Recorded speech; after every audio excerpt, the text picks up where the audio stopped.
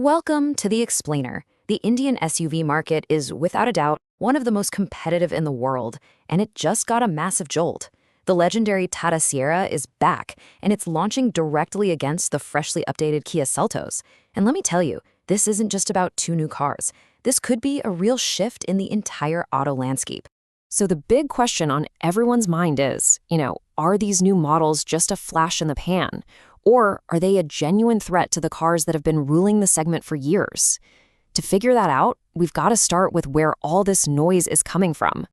To really understand the scale of what's happening, you have to look at the initial market reaction, because the reception for one of these vehicles in particular wasn't just good, it was absolutely explosive.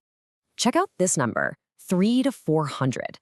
That's how many bookings the new TATA Sierra got in just one small town. The demand was so crazy that the entire production run was booked solid until March. Now that's how you create a huge wave of interest and a serious case of FOMO. So this incredible demand pits the super hyped Sierra, the new challenger, directly against the Seltos, an established player.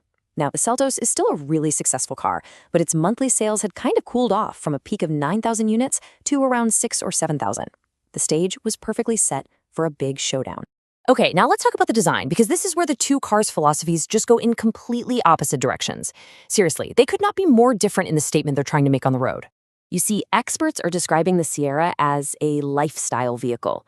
It's designed to be impressive, powerful, almost imposing. The Seltos, on the other hand, has this really sleek, futuristic look with clean lines and advanced details.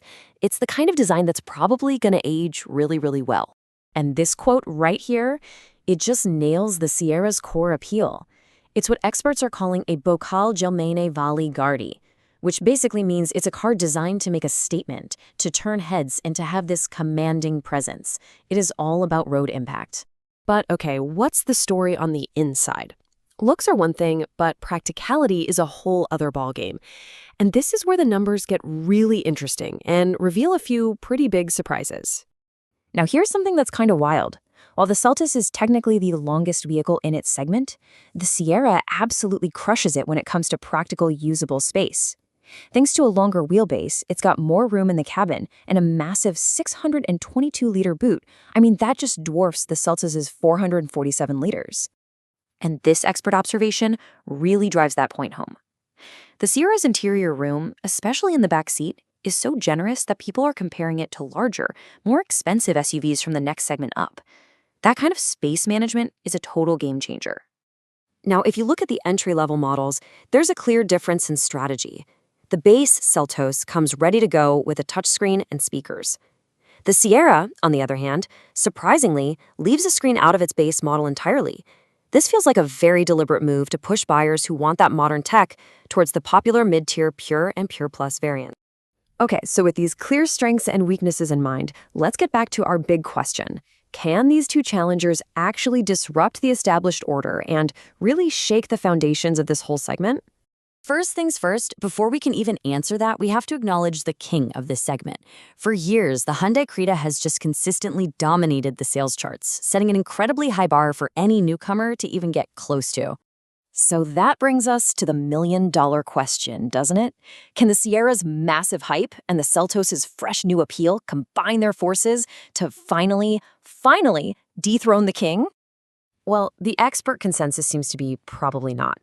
You see, the Creta has spent years building this bulletproof reputation for reliability and what people call a peace of mind ownership experience. That kind of broad, mass-market trust means its top spot is likely secure, at least for now. So instead of a total market takeover, what's probably going to happen is that both the Sierra and the Seltos will carve out their own strong, dedicated fan bases. They're definitely going to cause a stir and find a lot of success, but they're not going to wipe the competition off the map. So after looking at all the hype, the design, the features, and the market, what's the final verdict in this big SUV showdown? It really all comes down to three key takeaways. First up, the king stays king. The Hyundai Creta's powerful formula of reliability and just massive appeal is way too strong to be toppled overnight. Second, the challengers are absolutely going to succeed, but they'll do it by finding their own lanes. The Sierra with its bold presence and the Seltos with its modern tech, they're both going to build their own dedicated followings by appealing to very different priorities.